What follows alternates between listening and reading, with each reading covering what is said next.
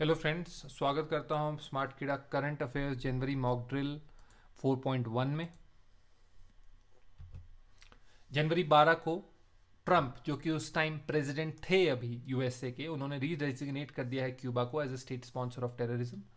इन्होंने रिवर्स किया है ओबामा एरा डिसीजन का, जिसके अंदर ओबामा जी ने जो क्यूबा के ऊपर लगे हुए सैंक्शंस थे और एक स्टिग्मा था सोवियत एरा का कि इन्होंने सोवियत यूएसएसआर को इन्होंने परमिशन दी थी। अगर किसी ने एक्समैन मूवी देखी है तो परमिशन देखी थी कि ये न्यूक्लियर वॉर हेड्स लगा सके इनकी ज़मीन पर।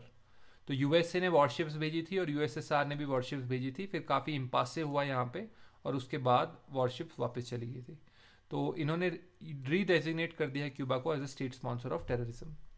बांग्लादेश आर्म फोर्सेस ने पार्टिसिपेट किया है रिपब्लिक डे परेड में एज अ कंटिजेंट।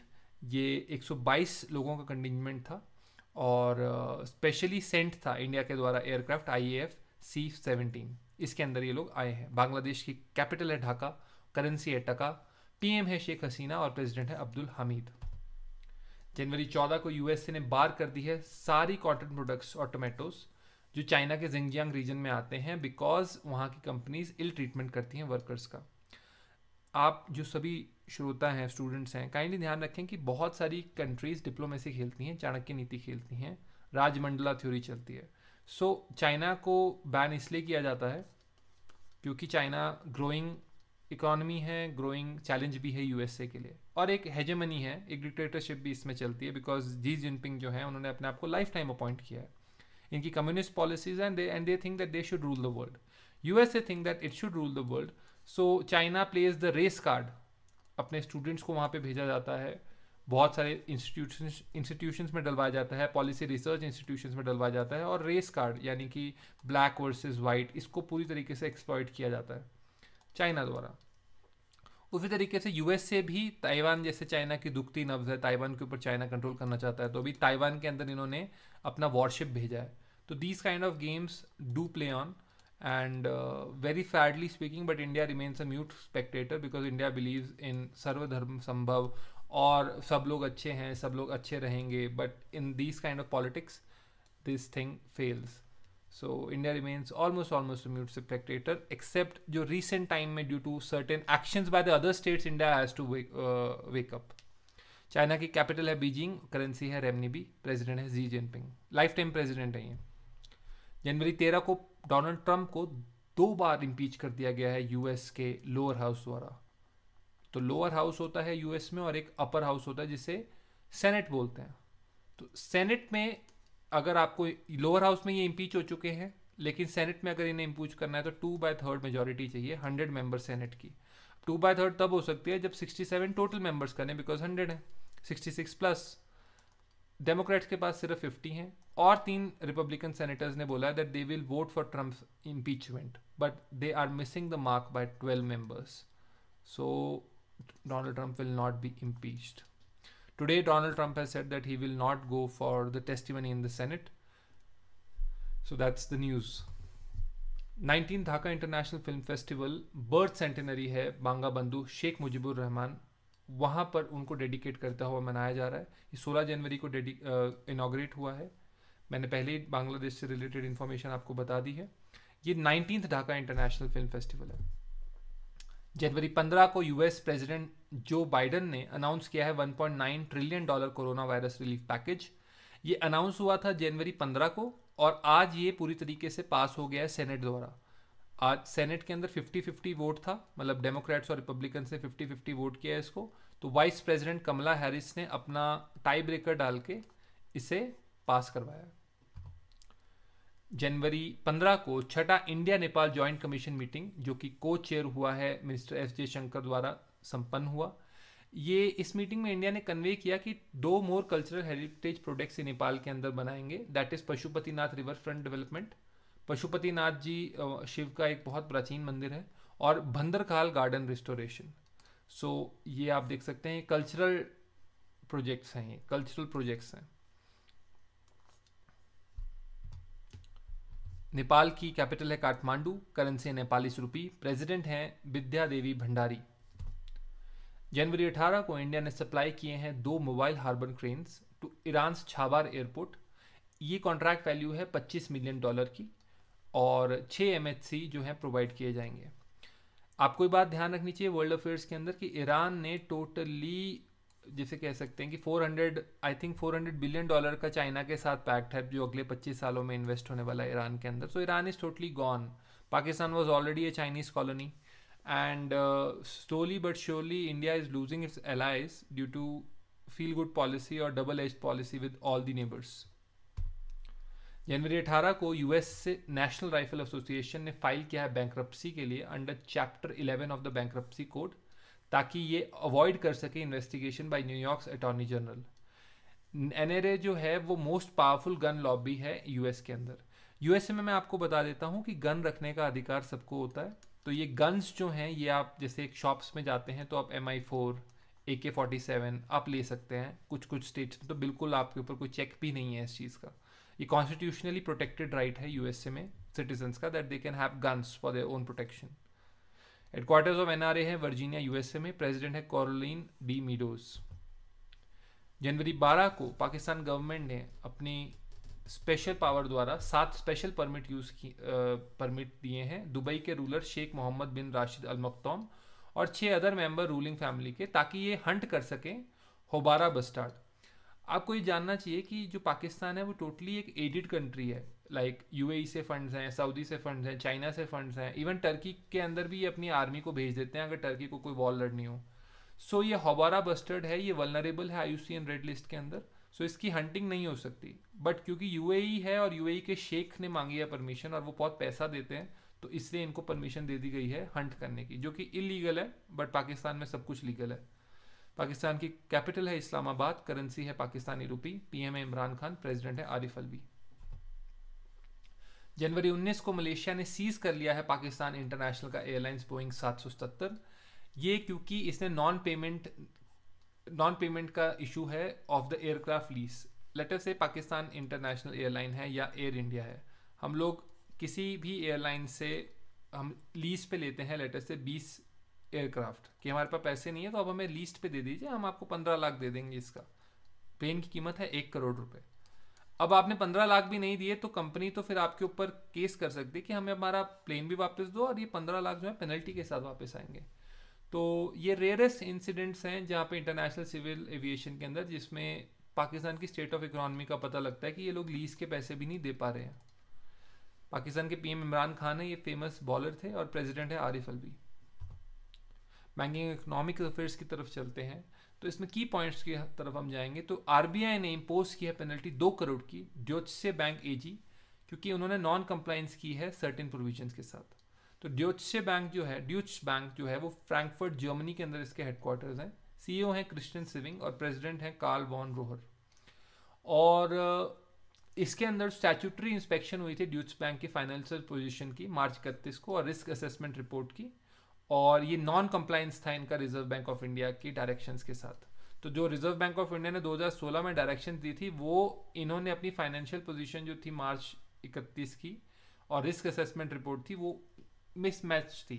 तो इस कारण से ये इंटरेस्ट रेट ऑन डिपॉजिट्स जैसे कहते हैं कि नहीं थे, नॉन कंप्लाइंस थी certain provisions with respect to interest rate on deposits. तो इस कारण से RBI ने ये 2 करोड़ का फाइन लगाया है।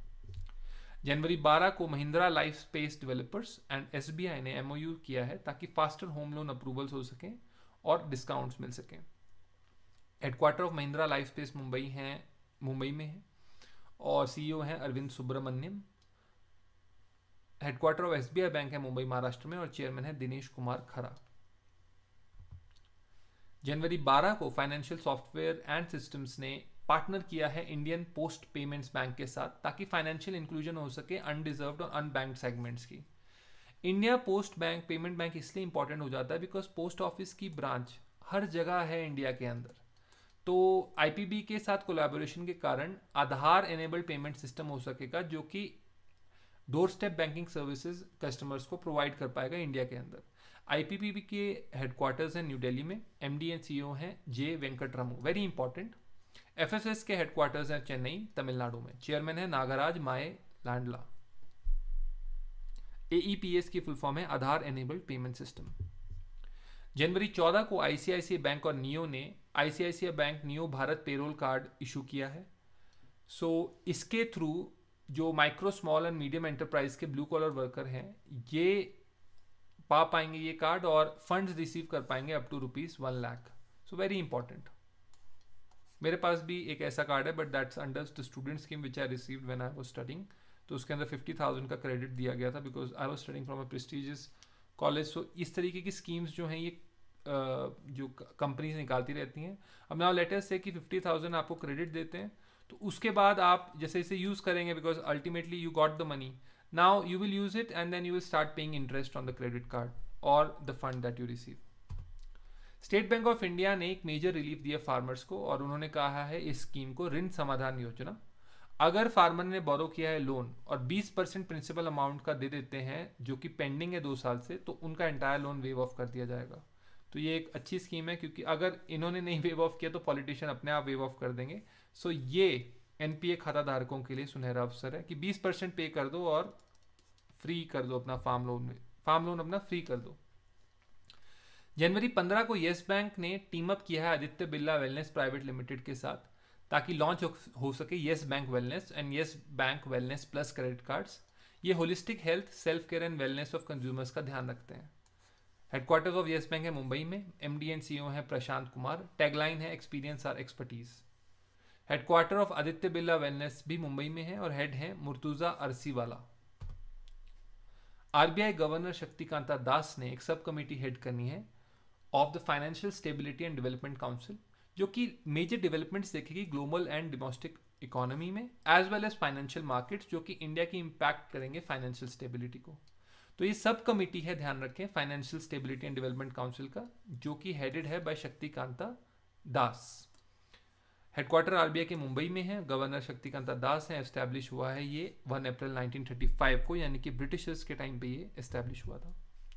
जनवरी 15 को एशियन डेवलपमेंट बैंक और यूरोपियन इन्वेस्टमेंट बैंक ने एक new clean and sustainable ocean partnership form की है जो कि सपोर्ट करेगी इनिशिएटिव्स एशिया में और पैसिफिक में ताकि सस्टेनेबल डेवलपमेंट गोल्स जो हैं वो मीट हो पाएं, क्लाइमेट गोल्स जो हैं वो मीट हो पाएं पेरिस एग्रीमेंट के। तो very important. Headquarter of EIB है किचबर्ग लग्जमबर्ग में। प्रेसिडेंट है वर्ने होयर। हेडक्वार्टर ऑफ ADB है मांडलुयोंग फिलीपींस में। प्रेसिडेंट है मातसुको असाकावा। मेंबर कंट्रीज ADB की हैं 68। डिफेंस अफेयर्स की तरफ चलते हैं। तो इंडियन आर्मी जो है first batch of women helicopter pilots by 2022 deploy करेगी। ये 2022 के अंदर डिप्लॉय होगी और ये इंडियन आर्मी की एविएशन कॉप होगी। फर्स्ट आई थी ये कॉप एग्जिस्टेंस में November 1 in 1986, यानी कि इंडियन आर्मी की जो एविएशन कॉप है ये वुमेन हेलीकॉप्टर्स का फर्स्ट बैच निकालेगी। AAC है न्यू दिल्ली में और डायरेक्टर जनरल है लेफ्टिनेंट जनरल कवन कुमार। जनवरी 18 को 21 बाइक एम्बुलेंसेज नेम रक्षिता ये डेवलप की गई हैं इनमास और DRDO द्वारा और इन्हें CRPF में इंडक्ट किया गया है। तो काइंडली आप इसे ध्यान रखें। इनमास का पूरा फॉर्म नाम है institute of nuclear medicine and allied sciences. तो ये 350 CC royal Enfield classic bikes हैं और DRDO के जो इंस्टीट्यूट है, institute of nuclear medicine and allied sciences, इनके थ्रू ये आई हैं। स्कीम एंड इनिशिएटिव्स की बात करें तो प्रधानमंत्री कौशल विकास योजना का 3rd फेज अभी आ गया है और इसे जनवरी 15 को लॉन्च किया गया है 600 डिस्ट्रिक्ट्स में अक्रॉस इंडिया। ये new age and Covid related skills के ऊपर फोकस करता है। ट्रेन करता है 8 लाख कैंडिडेट्स को over a scheme period of 2021 with N outlay of 948 crore rupees.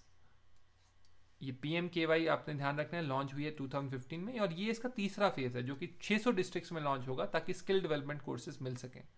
Covid related skills के ऊपर इसका फोकस रहेगा। जनवरी 13 को मिनिस्ट्री ऑफ फाइनेंस ने इंट्रोड्यूस किया है फेसलेस पेनल्टी स्कीम 2021 जो कि डिजिटाइज करेंगे इशू करना पेनल्टीज को on assessees under the faceless taxation regime. So normally होता ये है कि एक टैक्स इंस्पेक्टर है, वो जाते हैं कहीं पे और एक लेटर से इनकम टैक्स विभाग से रेट पड़ती है and then you are taxed, but now it will be a faceless penalty scheme. तो यहाँ पे इलेक्ट्रॉनिकली इसे किया जाएगा, डिजिटाइज किया जाएगा पेनल्टीज को ताकि आपको कोई पर्सन ना आके आपको सीधा कंप्यूटर ही आपकी पेनल्टी स्कीम दे दे, जैसे कि चलान्स के अंदर भी हुआ है कि अब आपका चलान कट के घर पे आ जाता है। जनवरी 16 को दिल्ली के deputy chief minister Manish Sisodia ने लॉन्च किया है initiative street theatre and performing arts fellowship. ये आर्टिस्ट को एक अपॉर्चुनिटी देता है टू शोकेस देयर क्राफ्ट। ये स्टार्ट किया है साहित्य कला परिषद ने under department of arts, culture and languages. Delhi के सीएम है अरविंद केजरीवाल, गवर्नर है अनिल बैजल, चीफ सेक्रेटरी हैं विजय देव। जनवरी 17 को केरला गवर्नर ने one school one IAS scheme launch की है। ये Vedic erudite foundation for financially weak students द्वारा चलाई गई है और इसे केरला गवर्नर ने लॉन्च किया है। फ्री कोचिंग देंगे ये for civil services and other competitive examination to 10,000 meritorious but financially weak students across the state. So very important. Kerala के गवर्नर हैं आरिफ मोहम्मद खान, उन्होंने ये स्कीम लॉन्च की है। स्पोर्ट्स एंड गेम्स की बात करें तो वरुण कपूर और सामिया इमाद फरूकी ने कैरियर बेस्ट सेकंड स्पॉट्स ले लिए हैं इन BWF जूनियर वर्ल्ड रैंकिंग्स में, जिसमें 6 इंडियंस हैं टॉप 10 के अंदर। सो वेरी इंपॉर्टेंट। जनवरी 17 को कैरोलिना मैरिन ने बीट किया है ताई तजू योगिन को और योनेक्स थाईलैंड ओपन 2021 जीत दिया है। Very important open. Thailand open first होता है 3 कॉन्जिक्यूटिव टूर्नामेंट्स का इन बैंकॉक और वर्ल्ड टूर फाइनल्स के अंदर इसे कल्मिनेट किया जाता है फ्रॉम जनवरी 27। विक्टर एक्सेल्सन ने मेंस टाइटल जीता है थाईलैंड ओपन का 2021 में। तो कैरोलिना मैरिन स्पेन बैडमिंटन से उन्होंने जीता है योनेक्स थाईलैंड ओपन फीमेल, और विक्टर एक्सेल्सन जो कि डेनमार्क से हैं और बैडमिंटन खेलते हैं, उन्होंने योनेक्स थाईलैंड ओपन 2021 जीता है बैंकॉक में। स्पेन की कैपिटल है मैद्रिद, करेंसी है यूरो, पीएम है पेड्रो सांचेस। डेनमार्क की कैपिटल इसमें नहीं लिखी है बट उसकी है Copenhagen. Winter sports Kashmir region में बूस्ट हो पाए इसलिए snow shoe federation of India ने ऑर्गेनाइज किया है snow shoe run cum interaction programme. ये फर्स्ट टाइम ऑर्गेनाइज किया गया है और हैवी स्नोफॉल सीजन के अंदर इसे ऑर्गेनाइज करवाया गया है। जम्मू कश्मीर की कैपिटल है श्रीनगर और लेफ्टिनेंट गवर्नर है मनोज सिन्हा। तो श्रीनगर के अंदर ऑर्गेनाइज किया गया for the first time. Thank you for watching and I hope you like the videos. For any suggestions you can just type in the comment section. We will look into it and we can try our level best to solve your queries, questions, or any can upgrade with your feedback. Thank you very much.